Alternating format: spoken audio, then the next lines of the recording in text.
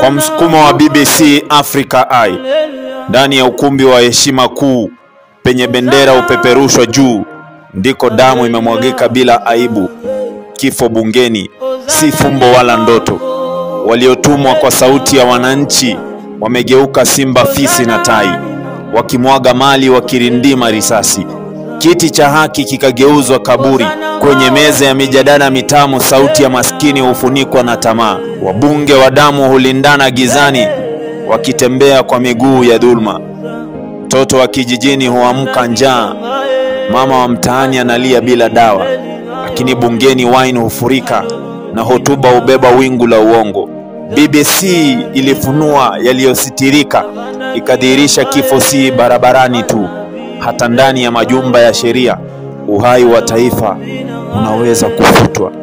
Twahitaji si tu vita vitupu, bali roho safi na dhamira halisi. Bungeni isiwe jukwaa la mauti, bali chombo cha matumaini ya kweli. Jina langu ni Kelvin Nyakundi.